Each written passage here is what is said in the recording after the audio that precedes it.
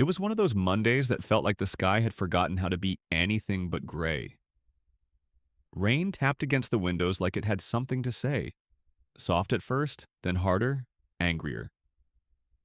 Outside, New York moved slower than usual. Umbrellas bloomed like dark flowers on the sidewalks, heads bowed, shoulders hunched. Everyone just trying to get somewhere without feeling too much. My name is Liam Parker, 27. I've worked at Aeris Corp for over 5 years. I'm always 5 minutes early. Always order the same drink. Oat milk latte, extra hot, no sugar. But not today. Today I was late. Today, of all days, the day we were presenting the final Skybridge model, to Ethan Aeris, the CEO. My stomach twisted with panic as I sprinted across the lobby, soaking wet, latte in hand, shirt clinging to my skin like shame. The elevator doors were closing, and I shoved my arm through just in time. That was my second mistake. The first? Not watching where I was going, because the moment I stumbled forward, my hand jerked, and my still hot oat milk latte splashed across the tailored black coat of the man standing in front of me. He turned, slowly. Sharp jawline, dark eyes, no expression, except the slight raise of an eyebrow, the kind that says, "You're already fired." My heart flatlined. That was Ethan Aeris, the man who signs every check, who built this company from the ground up, who's said to have fired someone once for using the wrong paper stock in a proposal. And me? I was now wearing the same expression as the coffee cup in my hand, crushed and empty. I'm so sorry, sir, I stammered, backing up against the elevator wall like it might swallow me whole. It was an accident. I wasn't watching, and he looked down at his coat, then back up at me. Dead silent. I braced for it. The cold dismissal, the public humiliation, the end of my career in under 30 seconds. But then, he spoke. "You're Liam Parker, correct?" His voice was low, calm, dangerous. Yes, sir." He looked at me for what felt like an eternity, and then he did something unexpected. He smiled. Not warm, not friendly, but curious. Like he'd just found a puzzle piece that didn't quite fit. "Try not to spill the next one. You'll need it for the presentation." The elevator dinged and the doors opened, and then, without another word, he stepped out, coffee-stained coat and all, leaving me behind, clutching an empty cup in a full-blown panic attack. Narrator, Liam. So, maybe I wasn't fired. Yet. But something about the way he looked at me, like I was more than a walking accident, that scared me more than losing my job. Because if Ethan Aeris noticed me now, I wasn't sure I could survive being seen. The conference room is like something out of a design magazine. All glass, steel, and cold light. Everything about it says precision, and right now I feel like the only chaotic thing in it. I'm seated at the far end of the table, laptop open, renderings prepped, hands sweating bullets. Ethan Aeris walks in. He's changed coats. No sign of the oat milk crime. Not a word about earlier. He simply nods once and takes his seat at the head of the table like a king on a quiet throne. Manager, nervously. "Good morning, Mr. Aeris. Today, Liam Parker will present the finalized Skybridge concept." He doesn't respond, just gestures with one hand. "Go on," all eyes turn to me. I stand, my knees protest. My throat is dry, I clear it anyway. The Skybridge is designed not just to connect two towers, Momo, but to create an elevated experience, a shared space in the sky. We wanted to bring light, breathability, and calm to the core of a commercial structure. It's more than infrastructure. It's a pause in motion, a chance to look up, not just ahead. I glance toward Ethan. He's not looking at the screen. He's watching me, intensely, unblinking, like he's reading something I didn't write into the presentation. My voice catches, just slightly, and I click to the final slide. "Thank you." The room goes still. Then quiet murmurs. Nods. Notes being scribbled. But Ethan says nothing. Just when I think the silence is a death sentence, he leans back and speaks. Why that color palette? Because it mirrors the early morning skyline over the Hudson. It's cold at first, but warms with time. He studies me, then smiles, faint, amused. Like some people I know. People chuckle. I don't. My stomach flips. He taps a pen against the table once. Proceed with the model. You'll lead the client walkthrough. Wait. What? Sir, I thought I'd just be shadowing. I'd like you to lead it. That is, if you're not planning on dousing anyone else in oat milk between now and Thursday. Laughter. Red spreads across my cheeks like wildfire. I didn't know what stunned me more, the promotion or the teasing.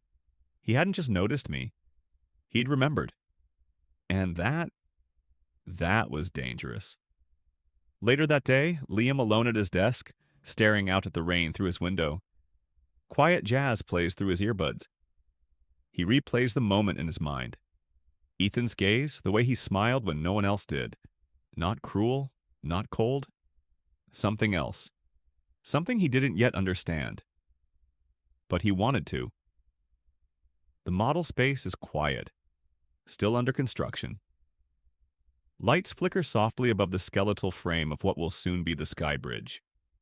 Steel beams, floating staircases, sunlight bleeding through tarp-covered windows. Liam stands alone, running through notes in his head, heart racing faster than the elevator that brought him up here. Then footsteps. Ethan arrives. No assistant, no clipboard, just him. Hands in his coat pockets, expression unreadable. You're early. I'm always 5 minutes early. A beat of silence. Then Ethan smirks faintly. Except when you're not. I exhales a laugh, then gestures toward the structure. So, this is where it begins. The client wanted a sense of openness, so we used translucent materials. Soft edges, no dead corners. The space curves like the inside of your mind. What? Ethan steps closer, looking up at the beams above them. I've read your design files. Not just the renderings, the annotations, the margin notes. You build like someone who doesn't trust silence, but needs it. I didn't know you looked that closely. I didn't mean to. You just caught my attention, and I don't get distracted easily. We walk side by side through the unfinished corridor. Rain still drizzles outside, casting silver streaks across the glass. I built Aeris to be indestructible, predictable, safe. But lately I wonder if I've mistaken safety for solitude. He stops walking. You remind me of the part of this city I forgot how to feel. You don't even know me. I know enough. Ethan's gaze lingers on my lips, then drops. A pause. Tension thickens between us, charged and heavy. But instead of closing the distance, he steps back. This walkthrough's over. Good work today. He turns and walks away, footsteps fading down the hallway. The office is quiet, deserted. Only the hum of distant servers and the occasional creak of the building settling in the rain. I am still at my desk, unfinished reports open, but untouched. My focus is shattered. My heart somewhere else. Then my phone lights up. Message from Ethan Aeris. Are you still here? How did he get my number? I did not reply, but I didn't have to. Because a few minutes later, the soft ding of the elevator breaks the silence. Ethan walks in, coat damp from the rain, hair slightly mussed, not like the CEO everyone fears, but like someone exhausted from pretending. We stare at each other, no words, just air, charged and fragile. I didn't know where else to go tonight. I thought you didn't do this. Let people close. Ethan steps forward. I don't. But you showed up in my silence, and I can't unhear it now. Liam looks down, jaw tight. Is that what I am to you? A distraction in a quiet room? No. Then what? He takes another step. Close enough now that I can see the fatigue behind his eyes. I have been watching you for quite a long time, Liam. Believe me, you are not a distraction. Then elaborate. Ethan pauses, looks at me with the kind of sadness that doesn't have words. Then he smiles, software almost apologetic. Have you eaten? Liam. What? Ethan. Let's have dinner. Rain still falls outside, streaking the windows like tears no one wants to talk about. We sit across from each other in the farthest corner of a quiet restaurant. The table between us small, but the space still feels impossibly wide. I pokes at my plate, not touching a bite. Ethan watches me, not eating either. There's something unreadable in his gaze, like he's fighting with every word he hasn't said for years. You really don't have to do this. I know what this looks like. Some guilt-driven, awkward attempt at kindness. You think this is guilt? What else would it be? You've barely looked at me for 5 years. I was invisible. No, Liam, you were never invisible. A beat.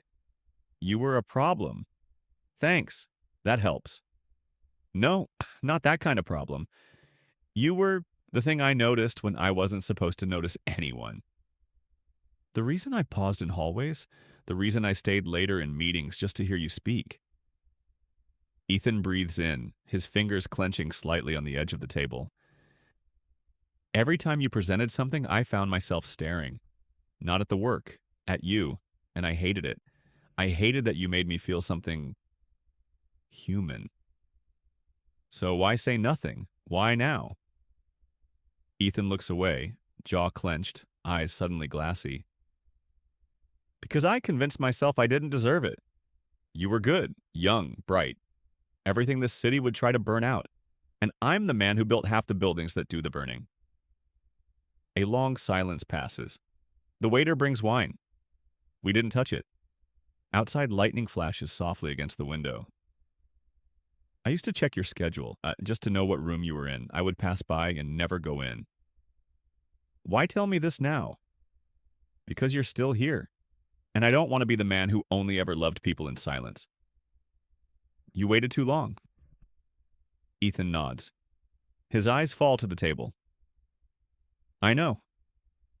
My hand rests on the table, hesitant. Ethan doesn't touch it. He doesn't rush. He just looks at it, like it's something sacred, something he's dreamed of holding but never thought he could. And in that silence, everything that's ever gone unsaid is heard. Aeris Corp is made of glass, walls, ceilings, the damn conference rooms. Clean, transparent, immaculate. But nothing in this building stays hidden for long. Ethan and I, we were careful, or at least we thought we were. No meetings outside of work hours unless it was official. No touching.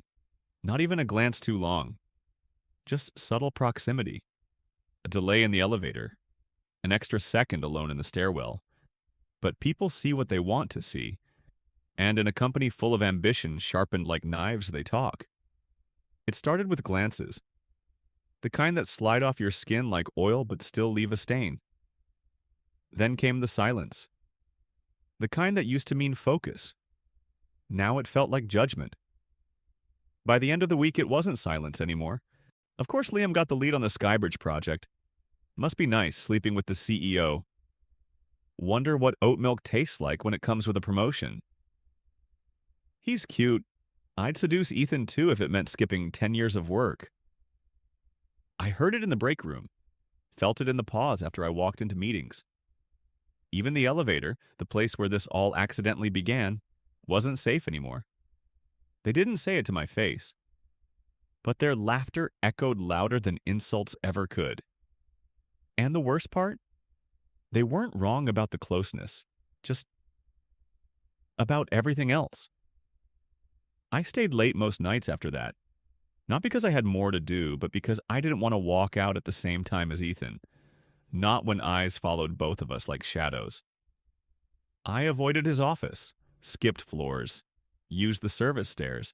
I even stopped drinking my oat milk latte. It sounds stupid, I know, but it felt like the last piece of myself that hadn't been poisoned by rumor.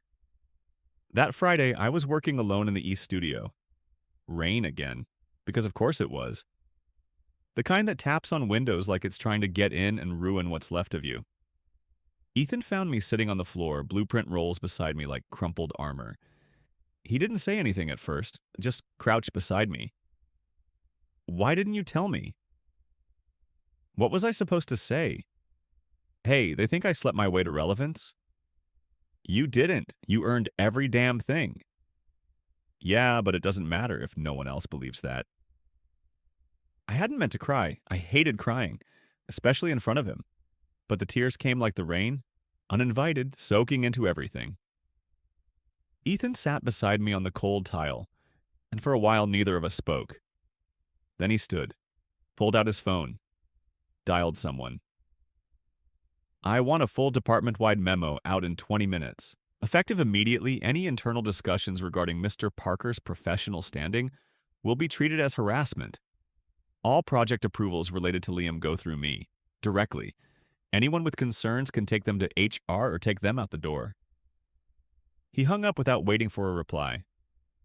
I stared at him, heart hammering. You didn't have to do that. Yes, I did. Now they'll hate me more. Let them. I can handle hate. He stepped closer, crouched again, then brushed his thumb under my eye. Light, tentative. But I can't handle you thinking you're alone in this. The storm outside cracked loud against the windows, but for once, inside the glass walls of Aeris Corp, I felt safe. Still seen. Still chosen. Even if the world didn't understand us. Ethan did, and maybe that was enough. Prince. The city hums below us, endless, distant, like a world we've stepped away from. But inside Ethan's apartment, it's quiet. Warm. Diamond soins. He hands me a glass of wine. I barely take a sip.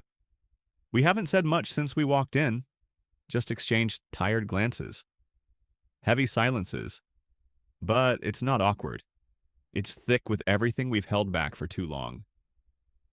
Ethan stands near the window, tie undone, sleeves rolled up. The rain behind him catches the light, turning him into something mythic. Untouchable, except he's not. He's right there, watching me. Do you regret it? I blink. Regret what? Us. I shake my head once. I regret hiding. I regret being scared. He takes a step toward me, then another, until he's in front of me, close enough that I can feel the static between us, like we're two wires humming under the surface, waiting for a spark. Say it. I don't regret you. That's all it takes. His hands are on my face, pulling me in like gravity, like he's been holding back years of wanting. His lips crash into mine, not soft, not careful, desperate, devouring. We stumble back, knocking into a chair. I laugh against his mouth. He exhales a shaky breath, like the sound of breaking. You don't know what you do to me. We don't make it to the bedroom. His jacket hits the floor. My shirt comes next. His hands shaking a little as he pulls it over my head, like even now, part of him can't believe this is happening.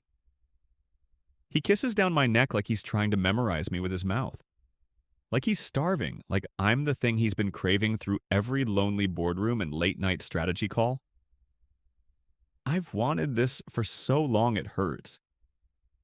Then don't stop. The world narrows. Just skin and breath and the impossible closeness of finally having what we were never supposed to want. His hands are everywhere, reverent and rough. Mine pull at his belt, his shirt, anything to feel more of him, to erase the space that's kept us apart. Time melts, and when we finally fall, tangled on the couch, nothing matters but the way he says my name. Like it's sacred, like he's prayed to it in silence every day before this one. Ethan, with that smirk on his lips, thank you for baptizing me in hot oat milk latte. Never imagined our first touch would be that dramatic. The city never quiets, not really. Even now, months later, New York hums outside Ethan's apartment window like a restless heart. But inside it's calm, our kind of calm. I sit at the edge of the bed, watching him across the room, shirt half buttoned, tie forgotten on the floor, his expression softer than anyone else ever gets to see. He's reading some blueprint draft I left lying around. He catches me staring. You planning on saying something, or just looking at me like I'm art? Still feels unreal sometimes. He crosses to me, kneels, rests his forehead against mine. It's real. You're here. I'm here. And I'm not letting go. Outside, the rain starts. Gentle, not angry this time.